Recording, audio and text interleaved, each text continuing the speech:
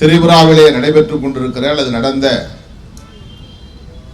இஸ்லாமியர்களுக்கு எதிரான இடதுசாரி சக்திகளுக்கு எதிரான பாஜக மற்றும் சங் பரிவார் கும்பலின் வன்முறை வெறியாட்டத்தை கண்டிக்கிற வகையில்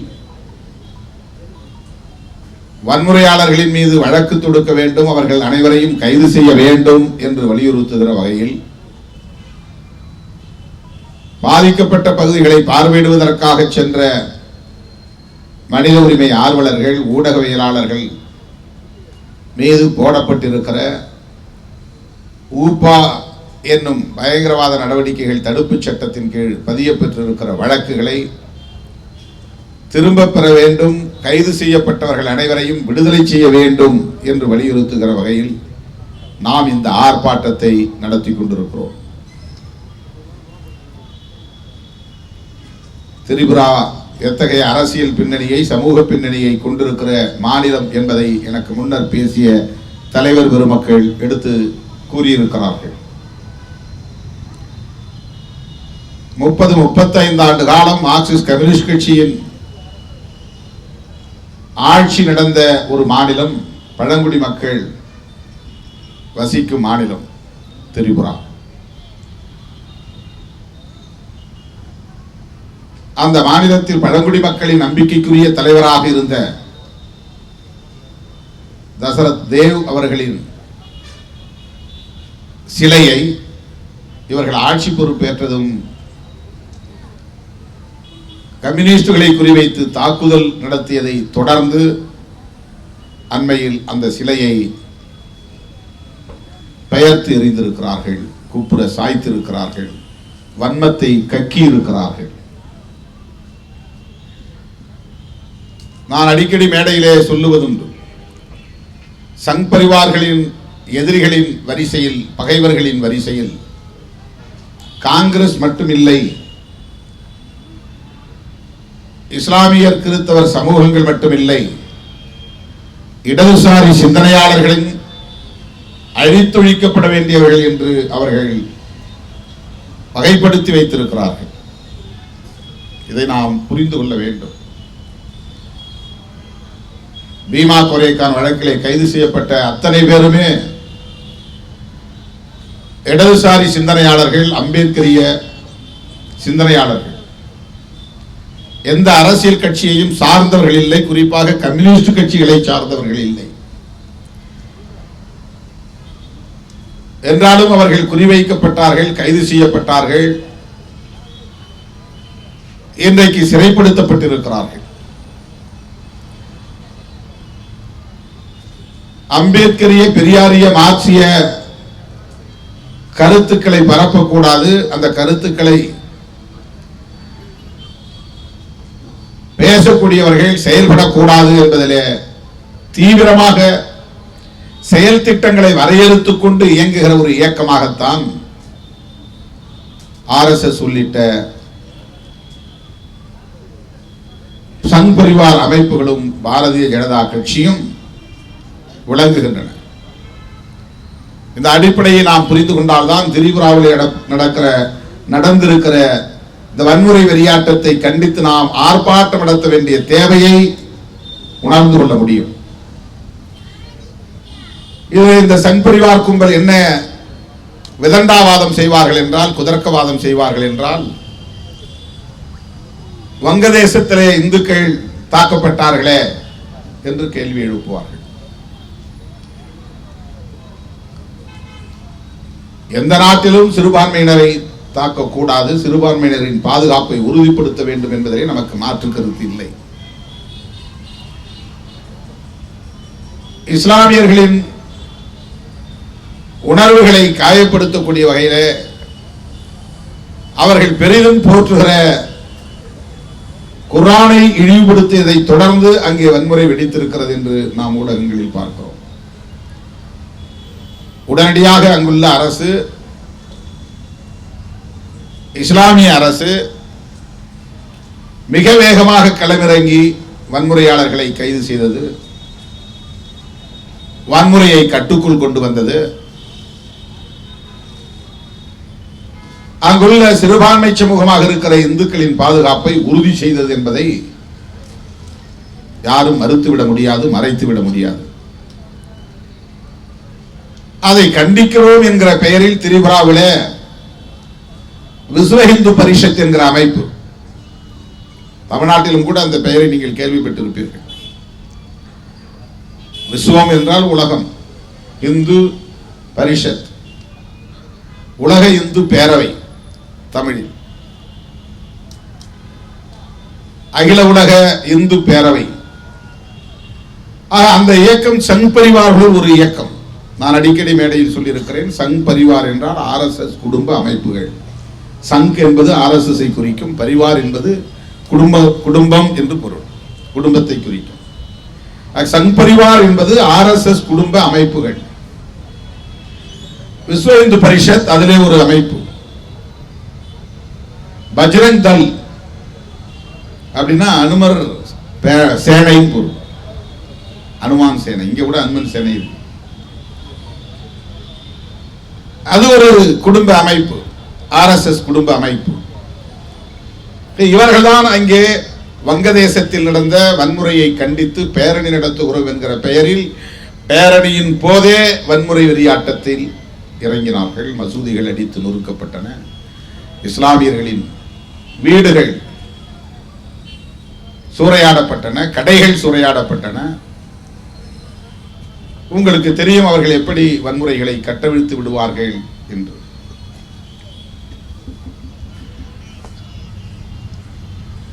திரிபுரா மாநிலத்தில் 70 விழுக்காடு வங்கதேசத்தில் இருந்து வந்து குடியேறியவர்கள் தான் வசிக்கிறார்கள் என்று ஒரு புள்ளி விவரம் சொல்கிறது. வங்காளிகள். அதிலே 80-90 விழுக்காடு இந்துக்கள் என்று சொல்லப்படுகிறது. அங்கிருந்து வந்து குடியேறியவர்களில் அதிகம் இந்துக்கள். வங்கதேசத்தில் இருந்து இந்துக்கள் திரிபுராவுக்கு வந்திருக்கிறார்கள், திரிபுரா மாநிலத்தில் குடியேறி இருக்கிறார்கள். வங்காளிகள் வந்திருக்கிறார்கள், அதில் இந்துக்கள் அல்லாதவர்களும் உண்டு. ஆனால் இந்துக்கள் பெரும்பான்மை. அந்த மாநிலத்தின் பூர்வீக குடிகள் பழங்குடிகள், அவர்களும் இந்துக்கள் தான்.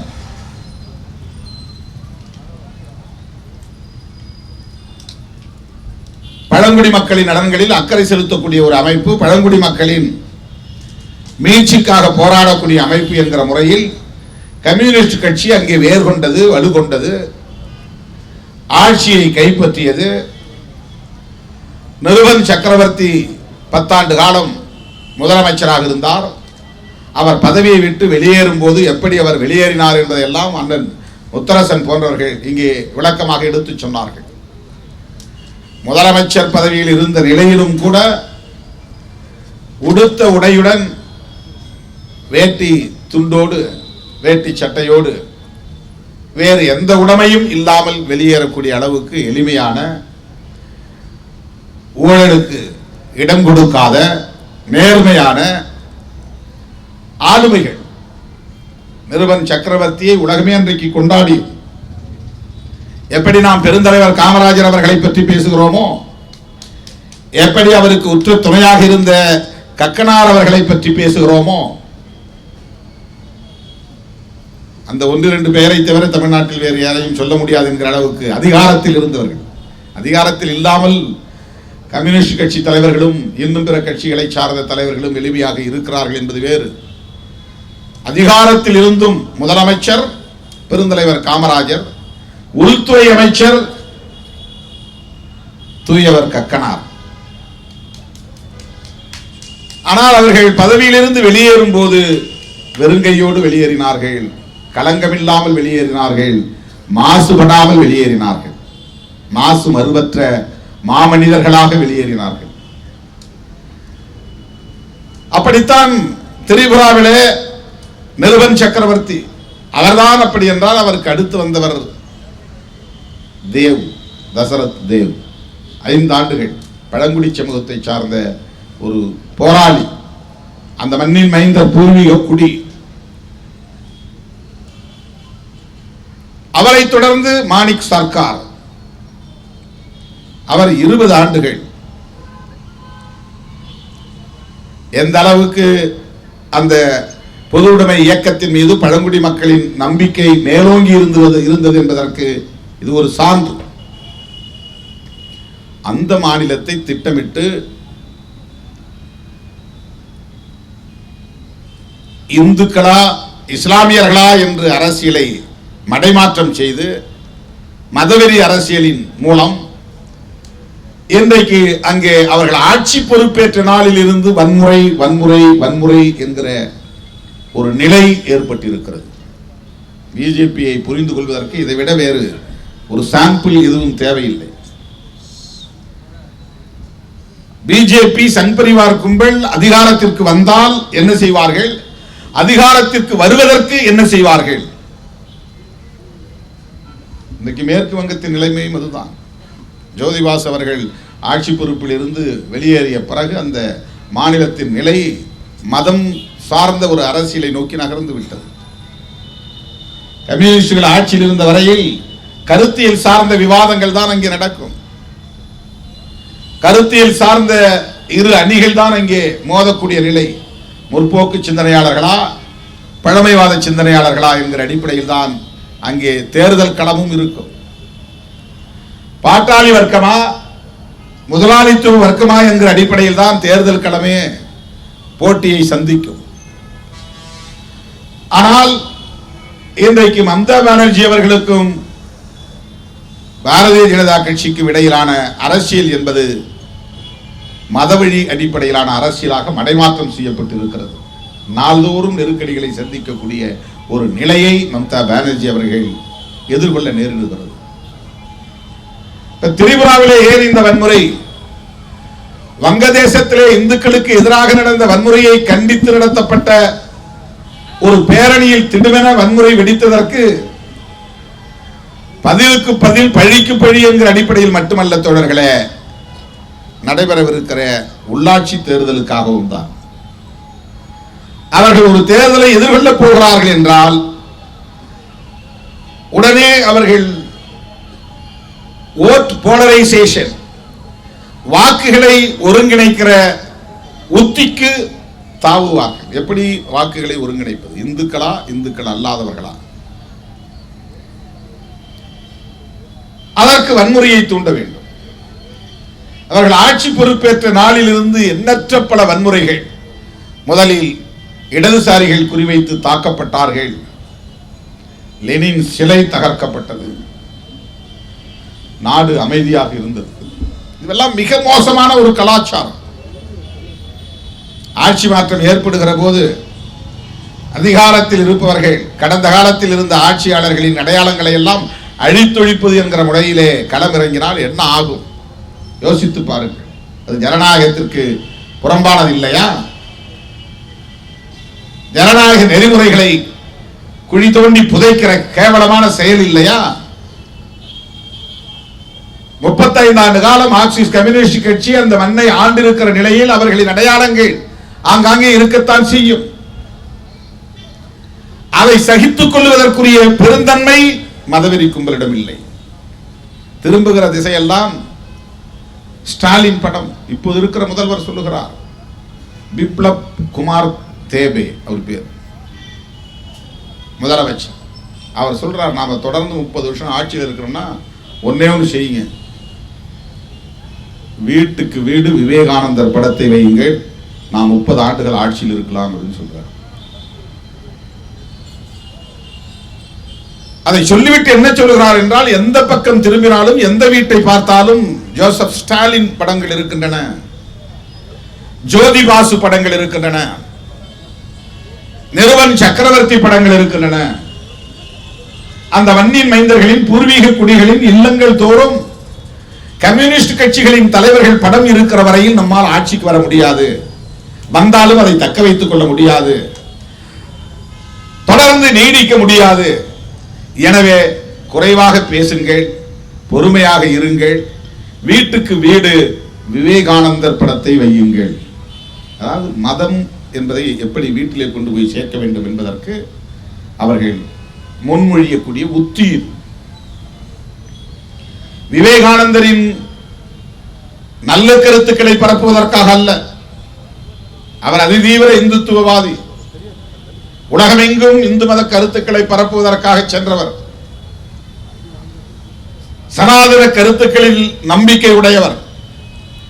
ஆனாலும் ராமகிருஷ்ண பரமஹம்சரை போல அல்லது தயானந்த சரஸ்வதி சுவாமிகளை போல சீர்திருத்தங்களை செய்ய வேண்டும் என்று விரும்பியவர்.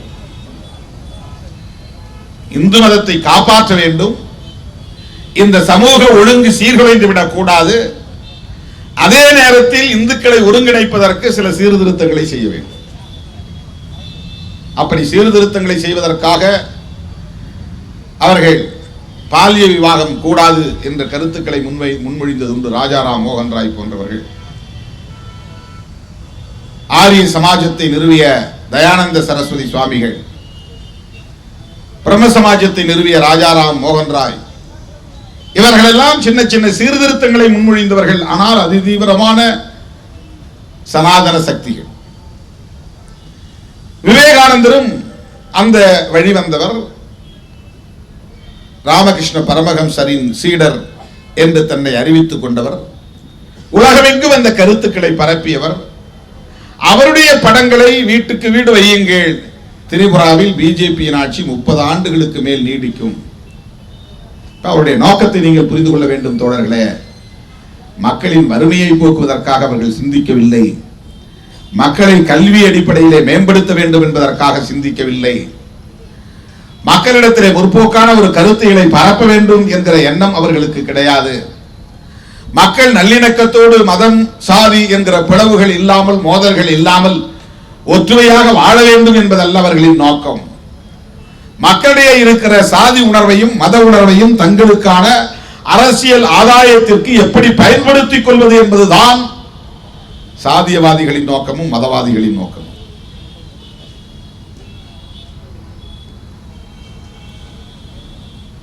நான் அடிக்கடி சொல்லுவதுண்டு, கம்யூனிஸ்ட் கட்சிகளும் திமுக, அதிமுக, காங்கிரஸ் போன்ற கட்சிகளும் தேர்தல் களத்தில் அதிகாரத்திற்காக போட்டியிடுகிறார்கள் என்றாலும் கூட அவர்களோடு பாரதிய ஜனதா கட்சியை தேர்தலில் அதிகாரத்திற்காக போட்டியிடக்கூடிய கட்சி என்று அந்த கட்சிகளோடு பொருத்தி ஒப்பிட்டு பார்த்துவிட முடியாது. அது வெறும் தேர்தலுக்காக, அதிகாரத்திற்காக மட்டுமே காங்கிரஸை போட்டியாக கருதவில்லை, இடதுசாரிகளை போட்டியாக கருதவில்லை, அம்பேத்கர் இயக்கங்களை பகையாக கருதவில்லை. அவர்கள் வெறும் தேர்தலுக்காக மட்டுமல்ல, தேர்தல் அவர்களுடைய நோக்கமாக இருந்தாலும், அரசியல் அதிகாரம் அவர்களுடைய இலக்காக இருந்தாலும், அவர்களின் இறுதி இலக்கு என்பது வேறு. அகண்ட பாரதம் அமைக்க வேண்டும், இந்து ராஷ்டிரம் என்று இந்த தேசத்திற்கு பெயர் சூட்ட வேண்டும், சமூக நீதி என்கிற கோட்பாட்டை அழித்தொழிக்க வேண்டும். அதற்கு தடையாக இருக்கிற, தடைக்கல்லாக இருக்கிற புரட்சியாளர் அம்பேத்கர் வகுத்தளித்த அரசியலமைப்பு சட்டத்தை தூக்கி எறிய வேண்டும். இதை யாரும் வெளிப்படையாக அவர்கள் மேடைகளில் பிஜேபி தலைவர்கள் பேச மாட்டார்கள். சங் பரிவார் அமைப்புகளை சார்ந்தவர்கள் அதை பற்றி கொஞ்சமும் கூச்சப்பட மாட்டார்கள், வெளிப்படையாகவே பேசுவார்கள். எங்கள் கனவு இதுதான் என்பார்கள். ஒன்றை புரிந்து கொள்ள வேண்டும், சங் பரிவார் அமைப்புகளின் அரசியல் அணிதான் பிஜேபி. சங் பரிவார் அமைப்புகளின் அல்லது RSS அமைப்பின் செயல் திட்டம் தான் பிஜேபியின் செயல் திட்டம். இந்த பார்வையோடு நீங்கள் பிஜேபியை பார்த்தால்தான், ஏன் நாம் பிஜேபியை விமர்சிக்கிறோம் அல்லது பிஜேபியின் நடவடிக்கைகளை கண்டிக்கிறோம், ஏன் அச்சப்படுகிறோம், ஏன் நாம் பதறுகிறோம் என்பதை புரிந்து கொள்ள முடியும். பாரதிய ஜனதா கட்சியின் கொள்கை கோட்பாடுகள் அல்லது செயல் திட்டங்கள் யாவும் பாரதிய ஜனதா கட்சியின் தலைவர்களால் முடிவு செய்யப்படுவதில்லை, RSS இயக்கத்தின் தலைவர்களால் முடிவு செய்யப்படுகிறது.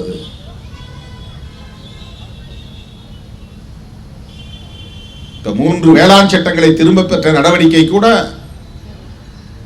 மோடியே தனிப்பட்ட முறையில் இந்த முடிவை எடுத்திருப்பார் அல்லது பிஜேபி தலைவர்கள் சேர்ந்து இந்த முடிவை எடுத்திருப்பார்கள் என்று நாம் உறுதியாக சொல்ல முடியாது.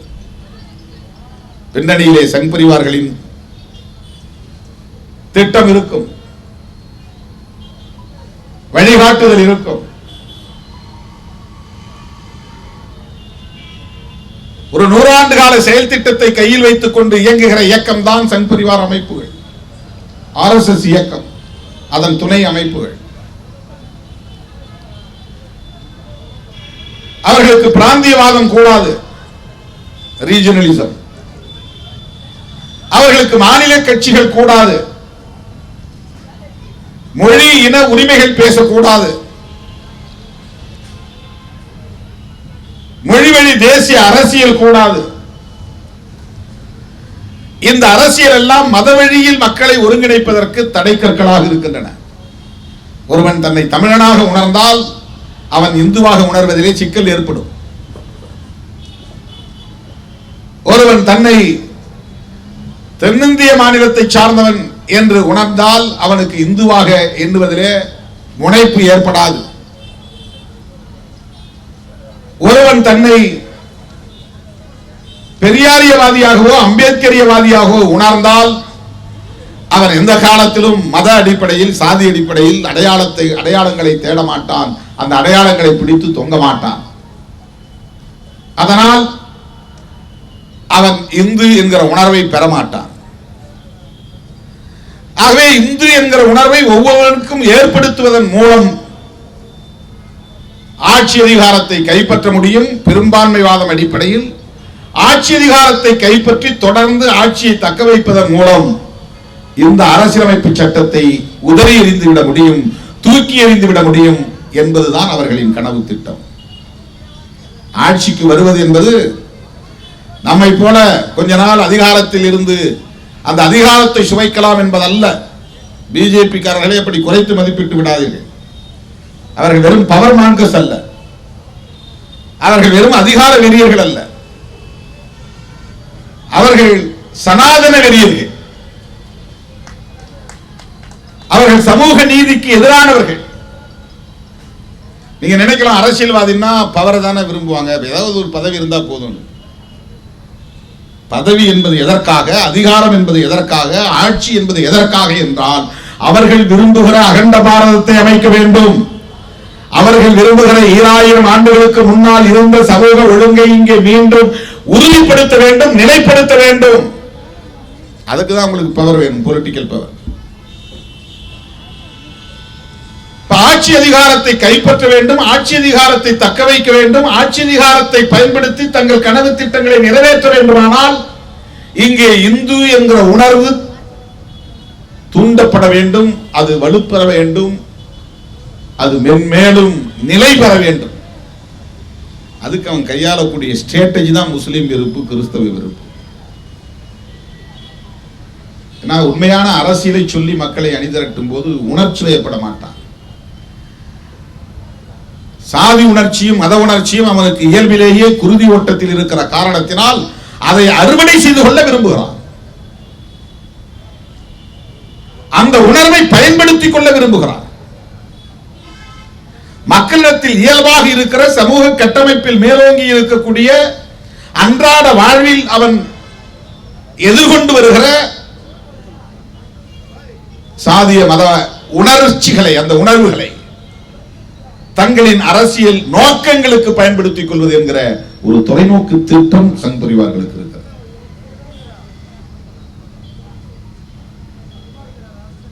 உலகத்தில் எல்லா நாடுகளும் மதம் சார்ந்து இருக்கிற போது ஏன் இந்தியா மட்டும் மதம் சார்ந்து இருக்கக்கூடாது என்ற கேள்வியை எழுப்புகிறார். இந்த கேள்வியை 1920களில் இருந்து தலைவர்கள் எழுப்புகிறார்கள். அதிதீவிர இந்துத்துவ அல்லது பார்ப்பனிய அல்லது சனாதன சக்திகள் இந்த கேள்வியை தொடர்ந்து எழுப்பிக் கொண்டிருக்கிறார்கள். அன்றைக்கு இருந்த ஜனநாயக சக்திகளாக விளங்கிய பண்டிட் ஜவஹர்லால் நேரு, காந்தியடிகள், புரட்சியாளர் அம்பேத்கர் போன்ற தலைவர்கள் தேசிய அளவிலே அந்த சக்திகளுக்கு இடம் கொடுக்காமல் இந்த தேசத்தை ஒரு ஜனநாயக இந்தியாவாக கட்டமைப்பதிலே உறுதியாக இருந்தார்கள். இல்லை என்றால் இது சனாதன இந்தியாவாகவே நிலை பெற்றிருந்திருக்கும். கான்ஸ்டிடியூஷன் ஆஃப் இந்தியா என்று நாம் சொல்லுகிறோமே, இந்த அரசமைப்பு சட்டம், அந்த சொல்லுக்கு நேரடியான தமிழாக்கம் என்ன? கான்ஸ்டிடியூஷன் ஆஃப் இந்தியா என்றால் இந்தியாவை கட்டமைத்தல் தான் பொருள். அது ஒரு சட்டம் என்று இல்லை, கான்ஸ்டிடியூஷனல் லா என்று இல்லை, கான்ஸ்டிடியூஷன் ஆக்ட் என்று இல்லை, தி கோட் ஆஃப் கான்ஸ்டிடியூஷன் என்று இல்லை, கான்ஸ்டிடியூஷன் ஆஃப் இந்தியா என்று இருக்கிறது. இப்ப இந்திய கட்டமைப்பு என்று பொருள், அதாவது இந்தியாவை கட்டமைத்தல்.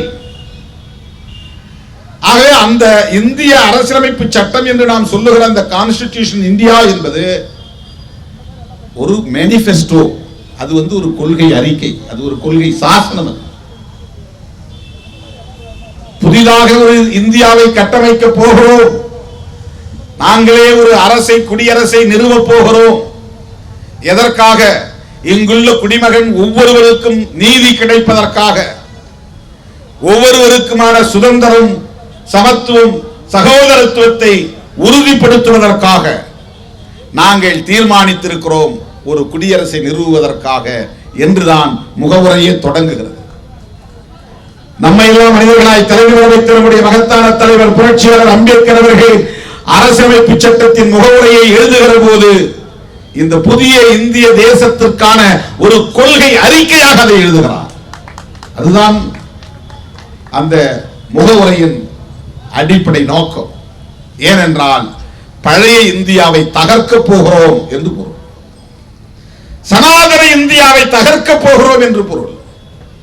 பிறப்பின் அடிப்படையில் உயர்வு தாழ்வை இங்கே நிலைநிறுத்தி இருக்கிற வர்ணாசிரம கோட்பாடுகளை கொண்டு கட்டமைக்கப்பட்டிருக்கிற, ஆணுக்கு பெண் அடிமைதான் என்று இங்கே நிறுவியிருக்கிற இந்த சமூக கட்டமைப்பை தகர்த்தெறிய போகிறோம், சிதைக்க போகிறோம் என்பதைத்தான் அந்த பிரியாம்பிள் என்கிற முகவுரையில் புரட்சியாளர் அம்பேத்கர் அவர்கள் பிரகடனம் செய்கிறார், அறிவிப்பு செய்கிறார். பண்டிட் ஜவஹர்லால் நேரு போன்ற தலைவர்களின் தலைமையில் அன்றைக்கு ஆட்சி நிர்வாகம் இயங்கிக் கொண்டிருந்த காலத்தில் இவையெல்லாம் விரிவாக விவாதிக்கப்பட்டன. அப்படி விவாதிக்கப்பட்ட நிலையில்தான் இந்த தேசத்தை, இந்த நாட்டை ஒரு மதம் சார்ந்த நாடு என்று அறிவிக்க அவர்கள் முன்வரவில்லை. அதிலே இன்னும் ஒருபடி மேலே போய் மிசா காலத்தில் அதிலேயும் ஒரு திருத்தத்தை கொண்டு வந்து மறைந்த இந்திரா காந்தி அம்மையார் அவர்கள் அதிலே செக்யூலர் என்கிற வார்த்தையையும் இணைத்தார்.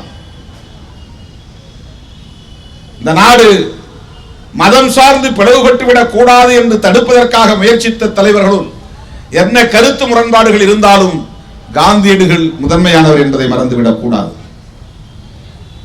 இந்துக்களும் இஸ்லாமியர்களும் மோதிக்கொண்டு ஒருவருக்கொருவர் பலியாகி கொண்டிருந்த நேரத்தில் இஸ்லாமியர்கள் பாதுகாக்கப்பட வேண்டியவர்கள் என்று குரல் கொடுத்ததற்காகவே காந்தியடிகள் சுட்டுக் கொல்லப்பட்டார் என்பதை மறந்துவிடக் கூடாது. இஸ்லாமிய சமூகம் என்றென்றைக்கும் காந்தியடிகளுக்கு நன்றி கடன் பட்டிருக்கிறது என்பதை நான் சுட்டிக்காட்ட கடமைப்பட்டிருக்கிறேன். காந்தியடிகளின் உயிரை பறித்ததற்கு அதுதான் காரணம். அவர் அதிதீவிரமான இந்துத்துவ சிந்தனையாளர், சனாதன கருத்தியலாளர். புரட்சியாளர் அம்பேத்கர் அவர்களுக்கும் காந்தியடிகளுக்கும் அதிலே கடுமையான முரண்பாடு உண்டு, மோதல் உண்டு. ஹரே ராம் ஹரே ராம் என்று மூச்சுக்கு முன்னொரு முறை ராமன் பெயரை உச்சரிக்கக்கூடிய ராம பக்தர், கிராமராஜ்யம் என்கிற பெயரில் ஒரு ராமராஜ்யத்தை நிறுவ வேண்டும் என்று விரும்பியவர். இத்தகைய கருத்து மாறுபாடுகள் நமக்கு இருந்தாலும் கூட இந்த மண்ணை மத அடிப்படையில் பிரிப்பதற்கு, இதையும் ஒரு மதம் சார்ந்த நாடாக அறிவிப்பதற்கு உடன்படாமல் இருந்தவர் காந்தியடிகள். இது வரலாறு, இதை யாரும் மறுத்துவிட முடியாது. இது வரலாற்று உண்மை. ஆகவே இவர்களின் போராட்டம் என்பது ஆதி காலத்திலிருந்தே, இந்த நாடு விடுதலை பெறுவதற்கு முன்பிருந்தே தொடர்ந்து நடைபெற்றுக் கொண்டிருக்கிறது. கோல்வாக்கர், அவரை தொடர்ந்து அவருக்கு பின்னால் வந்த அத்தனை பேரும் இதைத்தான் இன்றைக்கு பரப்பிக்கொண்டே இருக்கிறார்கள். ஒவ்வொரு நாளும் இந்த நாள் வரையில் இந்த பணிகளை செய்து கொண்டே இருக்கிறார்கள். நாம் மேடை போட்டு அரசியல் பேசுகிறோம், அவர்கள் வீடு வீடாக சென்று சனாதன கருத்துக்களை பரப்பிக் கொண்டிருக்கிறார்கள். ஆகவே அவர்கள் வெறும் வாக்கு வங்கிக்காக மக்களை திரட்டவில்லை. இப்ப நம்ம வாக்கு வங்கிக்காக எலெக்ஷன்ல கேம்பெயின் பண்றோம், நாங்க இதை செய்யறோம், இதை செய்ய போறோம், அதை செய்வோம், அது வாக்குறுதிகளை தந்து விவசாயிகளுக்காக இதை செய்ய போகிறோம், தொழிலாளர்களுக்காக இதை செய்ய போகிறோம், மீனவர்களுக்காக இதை செய்ய போகிறோம், உங்களுடைய கோரிக்கைகள் இவை இவை அவற்றை எல்லாம் நாங்கள் கட்டாயம் நடைமுறைப்படுத்துவோம், கல்வியை மேம்படுத்துவோம், வேலை வாய்ப்பை உருவாக்குவோம். இதெல்லாம் தேர்தலுக்கான வாக்குறுதிகள், வாக்கு வங்கியை திரட்டுவதற்கான ஒரு முயற்சி. இது சராசரி அரசியல் கட்சிகளின் அணுகுமுறைகள். ஆனால் பாஜகவினுடைய அணுகுமுறை அவன் தேர்தலுக்கான பிரச்சாரங்களை மட்டுமல்ல, இந்த தேசத்தை மீண்டும் 2000 ஆண்டுகளுக்கு பின்னால் இழுத்துச் செல்லுகிற நச்சு கருத்துக்களை பரப்புகிற ஒரு கேம்பெயின். அதை 24 மணி நேரம் செய்து கொண்டிருக்கிறார்கள். தேர்தல் நேரத்தில் மட்டுமல்ல, நம்மை போன்றவர்கள் தேர்தல் நேரத்தில் மட்டும் பேசுவோம். அவர்கள் அடுத்த தேர்தல் வரும் வரையில் காத்திருக்காமல் ஒரு தேர்தல் முடிந்ததும் அடுத்த நாளில் இருந்தே அடுத்த தேர்தலுக்கான கருத்து பரப்பு நடவடிக்கைகளில் இறங்குகிறார்கள். அந்த கருத்து ஆபத்தானது, அவர்களின் கருத்தியல் ஆபத்தானது. ஆகவே இந்த முஸ்லிம் வெறுப்பு, கிறிஸ்தவ வெறுப்பு என்பது இந்து சமூகத்தின் மீதான பற்றிலிருந்து எழுந்தது என்று கூட சொல்ல முடியாது. இந்து பெரும்பான்மைவாதத்தை பயன்படுத்திக் கொண்டு ஆட்சிக்கு வர வேண்டும் என்பதுதான். ஜிஎஸ்டியால் இந்துக்கள் பாதிக்கப்படவில்லையா? 500 ரூபாய் 1000 ரூபாய் நோட்டுகளால் இந்துக்கள் பாதிக்கப்படவில்லையா? 3 வேளாண் சட்டங்களால் இந்துக்கள் பாதிக்கப்படவில்லையா? அந்த வேளாண் சட்டங்கள் இஸ்லாமியர்களுக்கு மட்டும் பொருந்தும் என்றா எழுதினார்கள்? அந்த வேளாண் சட்டங்கள் கிறிஸ்தவர்களுக்கு மட்டும்தான் என்றா எழுதினார்கள்? வேளாண் சட்டங்களால் விவசாயிகள் பாதிக்கப்படுகிறார்கள் என்றால் விவசாயிகளும் பெரும்பான்மை சமூகமாக இருக்கிற இந்துக்கள் தானே அதிகம், சீக்கியர்கள் மட்டுமா?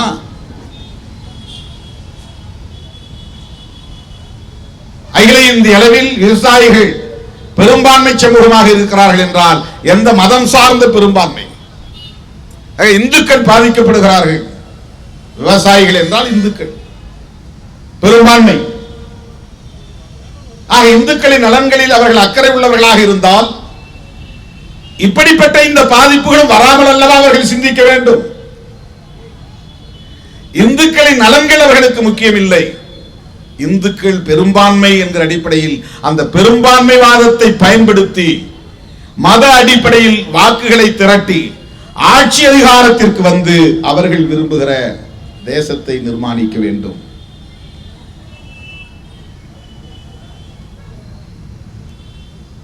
இதனால் எளிய மக்கள் பாதிக்கப்படுவார்கள், சிறுபான்மை சமூகங்கள் பாதிக்கப்படும். இந்திய அரசமைப்பு சட்டம் தகர்த்து வருகிற சனாதன கட்டமைப்பு மீண்டும் உறுதிப்படுத்தப்படும். இன்னைக்கு ஆயுதம் இல்லாத ஒரு புரட்சியை புரட்சியாளர் அம்பேத்கர் எழுதிய அரசியலமைப்பு சட்டம் அவர்களே எண்ணி பார்க்க முடியாத அளவுக்கு நிகழ்த்தி கொண்டிருக்கிறது. ஒரு அமைதி புரட்சியை நிகழ்த்தி கொண்டிருக்கிறது. அந்த சட்டம் தான் சமூக நீதியை பேசுகிறது, அந்த சட்டம் தான் சமத்துவத்தை பேசுகிறது, அந்த சட்டம் தான் சகோதரத்துவத்தை பேசுகிறது.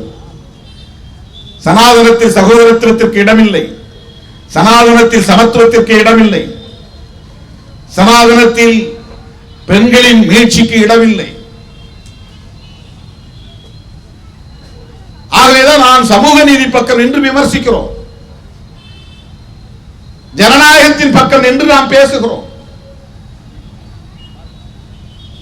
திரிபுராவில் நடந்த வன்முறை வெறியாட்டம் என்பது இந்த பின்னணியில் இருந்து பார்க்க வேண்டிய தேவை இருக்கிறது என்பதை நான் சொல்ல கடமைப்பட்டிருக்கிறேன். அது தமிழ்நாட்டுக்கும் விரிவுபடுத்தப்பட இருக்கிறது தோழர்களே.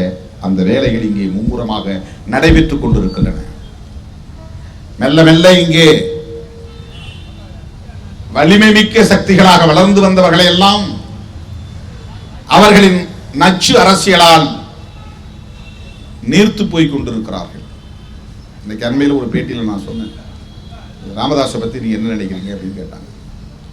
அவர் தொடக்க காலத்தில் தன்னை ஒரு மார்க்சிஸ்டாக, தன்னை ஒரு பெரியாரிஸ்டாக, தன்னை ஒரு அம்பேத்கரிஸ்டாக பெரியாரியவாதியாக, அம்பேத்கரியவாதியாக, மார்க்சியவாதியாக காட்டிக்கொண்டவர். அப்படியே அதை தொடர்ந்திருந்தால், இந்த சமூக நல்லிணக்கத்தை அவர் பேணி பாதுகாத்திருந்தால், அகில இந்திய அளவில்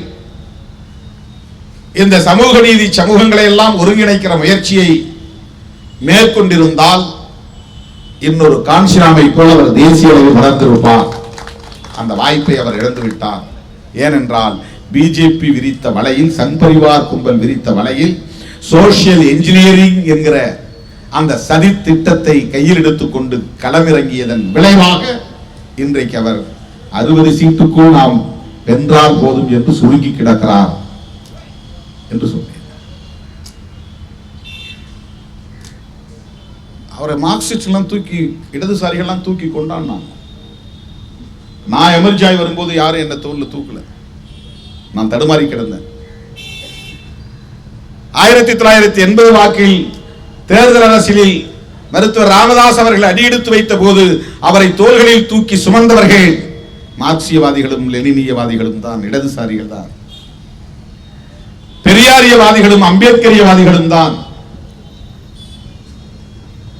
நமக்கு ஒரு மாற்று தலைவர் கிடைத்து விட்டார், திமுக அதிமுக கட்சிகளுக்கு மாற்றாக இவரை உயர்த்தி பிடிப்போம் என்று உயர்த்தி பிடித்தார்கள். அவரும் அப்படி ஒரு தோற்றத்தை கொடுத்தார், நம்பிக்கையை தந்தார். பழனி பாபா போன்றவர்கள் எல்லாம் கூட இருந்தார்கள். ஜான் பாண்டியன், பசுபதி பாண்டியன் போன்றவர்கள் எல்லாம் உடன் இருந்தார்கள்.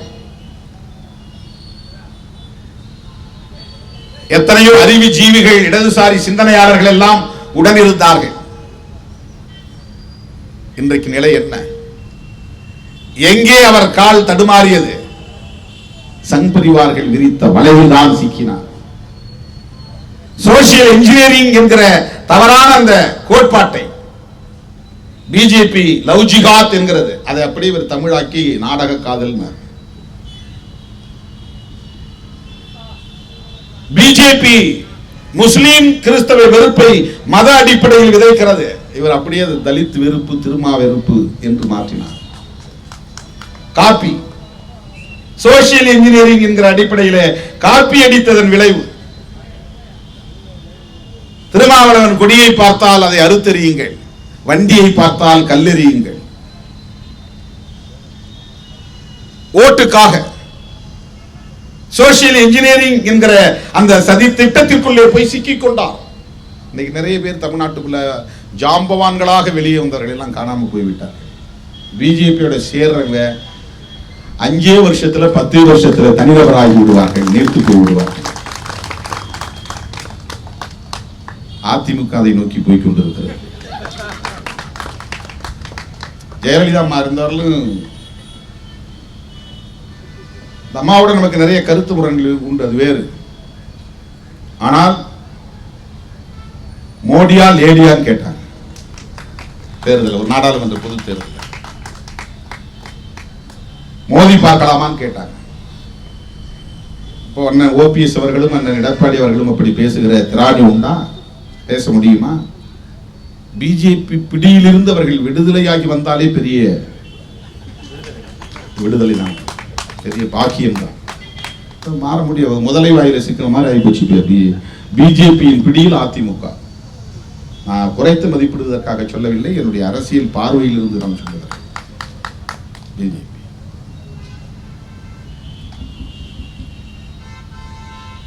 அவர்கள் உடன் இருந்து பயணிக்கக்கூடியவர்களை மெல்ல மெல்ல விழுங்கி அவர்களை நிறுத்து போக செய்வதற்கு எத்தனையோ பல சான்றுகளை சொல்ல முடியும். ராம்விலாஸ் பாஸ்வான் அவர்களின் கட்சியை இன்றைக்கு ஒன்றுமில்லாமல் செய்து விட்டார்கள். அவன் தம்பியையும் மகனையும் பிரிச்சுட்டாங்க. நிதிஷ்குமார் களங்கமில்லாத கரைபடாத ஒரு தலைவர் என்கிற பெயரை பெற்றிருந்தார். இன்றைக்கு அவரை பற்றி பேசுவதற்கான நிலையே இல்லை என்கிற ஒரு சூழல் உருவாகிவிட்டது. சிவசேனா விழித்துக் கொண்டது மகாராஷ்டிராவில். நீயா நானா மோதி பார்க்கலாம் என்கிற நிலையை அவர்கள் எடுத்து விட்டார்கள். பஞ்சாபில் இருந்த சிரோமணி அகாலிதள், இன்னும் சில கட்சிகள் அமைச்சரவையிலே இடம்பெற்றிருந்தார்கள், பிஜேபியோடு சேர்ந்து நின்றார்கள். வேளாண் சட்டங்களை அவர்களால் தடுக்க முடியவில்லை, வெளியேறிவிட்டார்கள். ஆனால் அவங்க இந்த தேர்தலில் என்ன நிலைமைக்கு ஆளாவாங்கன்னு தெரியல, பிஜேபியோட சேர்ந்ததுனால. இதையெல்லாம் நான் சொல்லுவதற்கு காரணம், பாரதிய ஜனதா கட்சியின் மீது தனிப்பட்ட முறையிலே இருக்கிற கோபமோ வெறுப்போ அல்ல, அவர்களின் உள்ளீடான அரசியலை உணர்ந்ததால் சுட்டி காட்டுகிறேன். அவர்களின் தொலைநோக்கு அரசியல் பார்வையை புரிந்து கொண்டதால் சுட்டி காட்டுகிறேன். அம்பேத்கர் பார்வையில், பெரியார் பார்வையில், மார்க்சிய பார்வையில் அவர்களை உற்று நோக்குவதால் சுட்டி காட்டுகிறேன். நீங்க பெரியார் பார்வையில் பார்த்தாலும் புரிந்து கொள்ள முடியும், அம்பேத்கர் மார்க்ஸ் பார்வையில் பார்த்தாலும் இவர்களை புரிந்து கொள்ள முடியும். காங்கிரஸ் இல்லாத இந்தியா, இடதுசாரிகள் இல்லாத இந்தியா, எவ்வளவு பெரிய எதேச்சதிகாரமான போக்கு, கழகங்கள் இல்லாத தமிழகம், காங்கிரஸ் இல்லாத இந்தியா, கழகங்கள் இல்லாத தமிழகம். என்ன பொருள்? நீ யோசிச்சு பாருங்க. கடந்த தேர்தலில் தப்பி தவறி அதிமுக ஆட்சிக்கு வந்திருந்தால் இன்றைக்கு தமிழ்நாட்டின் முதலமைச்சர் எச் ராஜா தான். கண்டனெல்லாம் குறைக்க ஆரம்பித்திருப்பான், ஆளாளுக்கு பேசியிருப்பான், எல்லாம் வாழை சுருட்டிட்டு போய் உட்காந்துட்டாங்க. இப்பவும் சில பேர் வெளியே வந்து சவடால் விடுகிறார்கள். திமுக அரசு விழிப்பாக இருக்க வேண்டும் என்று தோழமையோடு சுட்டிக்காட்ட கடமைப்பட்டிருக்கிறோம். சங் பரிவார் அமைப்புகளை சார்ந்தவர்கள், சாதி வெறியர்கள், மத வெறியர்கள் சுதந்திரமாக பேச கூடாது என்று நான் சொல்லவில்லை. ஆனால் அந்த சக்திகள் எட்டி உதைத்தார் 1 லட்சம் என்கிறது. இது எந்த நாட்டு கலாச்சாரம்? எங்கிருந்து வந்தது இந்த கலாச்சாரம்? யாரால் பரவியது இந்த கலாச்சாரம்? இந்த துணிச்சல் எங்கிருந்து வந்தது? வடநாடுகளில் பேசக்கூடிய பேச்சு, சங் பரிவார் கும்பல் பேசக்கூடிய பேச்சு தமிழ்நாட்டில் பிரதிபலிப்பதற்கு காரணம் இங்குள்ள சாதியவாத மதவாத சக்திகள் பிஜேபியோடு கொண்டிருக்கிற உறவுதான், நட்புதான்.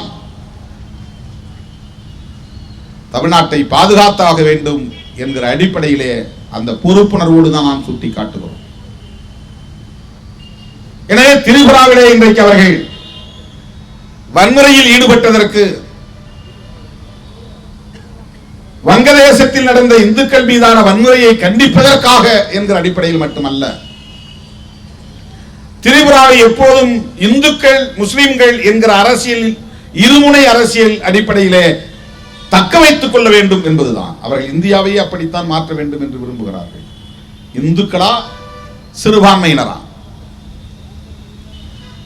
எல்லா மாநிலங்களிலும் இது போன்ற அரசியலையே தொடர்ந்து அவர்கள் விதைக்கிறார்கள். இந்த இடத்திலே நாம் இஸ்லாமியர்களுக்காக பேசுகிறோம் அல்லது கிறிஸ்தவர்களுக்காக பேசுகிறோம் என்று புரிந்து கொள்ளக்கூடாது. இஸ்லாமியர்களுக்காக பேசுவது உண்மைதான், கிறிஸ்தவர்களுக்காக பேசுவது உண்மைதான். ஆனால் அதைவிட முக்கியமானது இந்த சனாதன கும்பலின் நச்சு அரசியல் ஆபத்தானது என்பதுதான், ஜனநாயகத்திற்கு எதிரானது என்பதுதான். புரட்சியாளர் அம்பேத்கர் அவர்கள் வகுத்தளித்திருக்கிற இந்திய அரசமைப்பு சட்டத்திற்கு எதிரானது என்பதுதான். அதனால்தான் நான் ஒரு பேட்டியில் சொன்னேன், வேளாண் சட்டங்களை மட்டும் திரும்ப பெற்றால் போதாது, சிஏஏ சட்டத்தையும் திரும்ப பெற வேண்டும், முத்தலாக் சட்டத்தையும் திரும்ப பெற வேண்டும், அந்த எலக்ட்ரிசிட்டி பில் என்கிற சட்ட மசோதாவையும் திரும்ப பெற வேண்டும், ஜம்மு காஷ்மீர் மாநிலத்தை 3ஆக உடைத்தெறிந்த சட்டத்தையும் திரும்ப பெற வேண்டும். எல்லாமே அன்கான்ஸ்டிடியூஷனல் தான். எதுவுமே 2 அவைகளிலும் ஜனநாயக பூர்வமாக விவாதித்து பெரும்பான்மை அடிப்படையில் கூட அதை நிறைவேற்றவில்லை. தனக்கு இருக்கிற அதிகார பலத்தை பயன்படுத்தி எதிர்க்கட்சிகள் முழக்கமிட்டுக் கொண்டிருக்கிற போதே அவர்கள் அதை போகிற போக்கில் நிறைவேற்றிவிட்டு போய்விட்டார்கள். அரசியலமைப்பு சட்டத்திற்கு விரோதமான முறையில் ஒரு சட்டத்தை கொண்டு வந்து அதை நிறைவேற்றி காட்டுகிறார்கள். அப்படின்னா யோசிச்சு பாருங்க. இன்னும் ஒரு முறை தப்பித்தவரை 2024 தேர்தலில் அவர்கள் வெற்றி பெற்று ஆட்சிக்கு வந்தால் இந்தியாவின் பெயரை மாற்றுவார்கள், இந்தியாவின் அரசமைப்பு சட்டத்தையே தூக்கி எறிந்து விடுவார்கள். தேர்தல் கூட நடக்குமோ நடக்காதோ சொல்ல முடியாது. இப்போதிருந்தே ஜனநாயக சக்திகள் விழித்துக் கொள்ள வேண்டும், ஒருங்கிணைய வேண்டும், கைகோர்க்க வேண்டும், காங்கிரஸ், இடதுசாரிகள், திமுக உள்ளிட்ட மாநில கட்சிகள், இந்தியா முழுவதும் இருக்கிற சமூக நீதி சமூகங்கள், reserved categories, SC, ST, MBC, BC, minorities, இடஒதுக்கீட்டு பயனை பெறுகிற சமூகங்கள் எச்சரிக்கையாக இருக்க வேண்டும், ஒருங்கிணைய வேண்டும். இல்லை என்றால் அதன் பிறகு இந்திய தேசத்தை எந்த சக்தியாலும் காப்பாற்ற முடியாது. இந்த கவலையோடு தான் நாம் இந்த ஆர்ப்பாட்டத்தை இங்கே ஒருங்கிணைத்திருக்கிறோம்.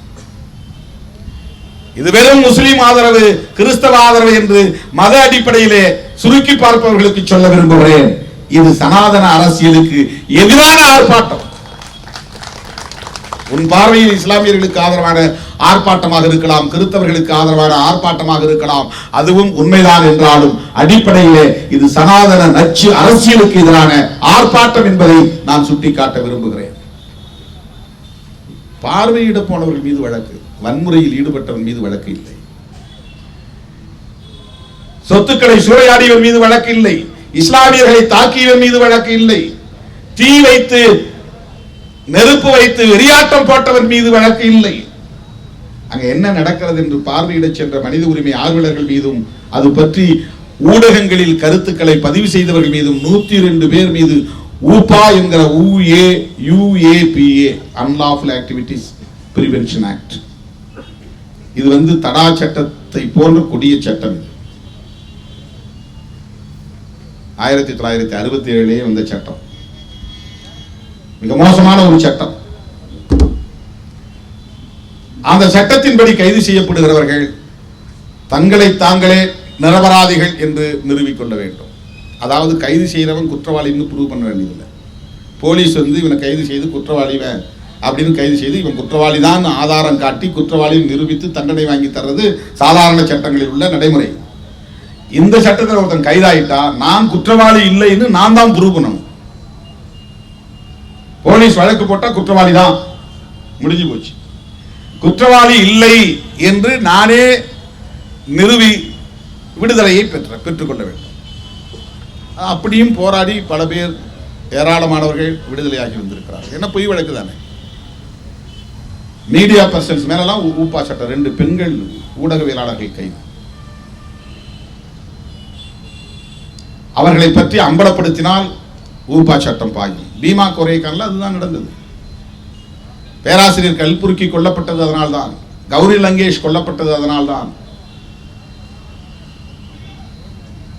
பன்சாரே கொல்லப்பட்டது அதனால்தான். அவங்களாம் யாரும் எந்த கம்யூனிஸ்ட் கட்சியோ அல்லது வேற கட்சியோ கிடையாது. லெஃப்ட் ஓரியன்டட் திங்கர்ஸ், கொஞ்சம் ஜனநாயகத்தை பற்றி சிந்திக்கக்கூடியவர்கள், உழைக்கும் மக்களை பற்றி சிந்திக்கக்கூடியவர்கள், மார்க்சியத்தை, பெரியாரியத்தை, அம்பேத்கரியத்தை பிரதிபலிக்கக்கூடியவர்கள். அதுதான் பிரச்சனை. அந்த மாதிரி சிந்திக்காதேங்கிறான், வீடு தேடி வந்து கொல்லுவேங்கிறான், கைகளில் ஆயுதங்களோடு திரிகிறார்கள். இது போன்று பேசக்கூடியவர்கள் எவராக இருந்தாலும் அவர்களை அழித்தொழிப்போம் என்று சங்கல்பம் எடுத்துக்கொண்டு திரிகிறார்கள். அப்படி ஒரு அரசியல் தொடரக்கூடாது என்கிற கவலையில் இருந்துதான் நாம் இந்த கருத்துக்களை முன்மொழிய இந்த ஆர்ப்பாட்டத்தை ஒருங்கிணைத்திருக்கிறோம். சம்ரிதி சகுனியா, ஸ்வர்ண ஜா 2 பேர் பத்திரிகை தளத்திலே பணியாற்றக்கூடிய பெண்மணிகள் ஊப்பாவோட கைதாகி இருக்காங்க. அவங்க அங்க என்ன நடந்ததுன்னு கண்டுபிடிச்சு எழுதுறது தான். இதுவரையில் 102 பேர் மேல பாஞ்சிருக்கு. அதில் ட்விட்டர், ஃபேஸ்புக், யூடியூப் சேனலை சேர்ந்தவர்கள் அடங்குகிறார்கள். நீ ட்விட்டரில் போட்டால் கூட கைது செய்வாங்க. 68 ட்விட்டர், 68 பேர் மேல. திரிபுராவிலே என்ன நடக்கிறது? வெளி உலகத்திற்கு தெரியாத வகையிலே அச்சுறுத்துகிறார்கள். சமூக ஊடகங்களில் பரப்பக்கூடாது என்று தடுக்கிறார்கள். சமூக ஊடகங்களில் பதிவு செய்யக்கூடியவர்களை கூட ஊப்பா சட்டத்திலே கைது செய்கிறார்கள். ஜனநாயகத்திற்கு புறம்பான இந்த போக்குகளை வன்மையாக கண்டிக்கிறோம். சிறுபான்மை சமூகங்களின் மீதான இந்த கொடூரமான தாக்குதல்களை விடுதலை சிறுத்தைகள் கட்சி மற்றும் தோழமை கட்சிகளின் சார்பில் வன்மையாக கண்டிக்கிறோம். அந்த வன்முறை வெறியாட்டத்தில் ஈடுபட்ட சனாதன சக்திகள் மீது வழக்குகளை தொடுக்க வேண்டும், அவர்களை கைது செய்ய வேண்டும் என்று வலியுறுத்துகிறோம். ஓபா சட்டத்தின் கீழ் கைது செய்யப்பட்டவர்களை விடுதலை செய்ய வேண்டும், அந்த வழக்குகளில் இருந்து அனைவரையும் விடுவிக்க வேண்டும் என்றும் இந்த மாபெரும் ஆர்ப்பாட்டத்தின் ஊடாக வலியுறுத்தி நம்முடைய அழைப்பை ஏற்று வருகிற இந்த தலைவர் பெருமக்கள் அனைவருக்கும் நன்றி கூறி, என் உயிரின் உயிரான விடுதலை சிறுத்தைகளுக்கும் நன்றி கூறி விடைபெறுகிறேன். நன்றி, வணக்கம்.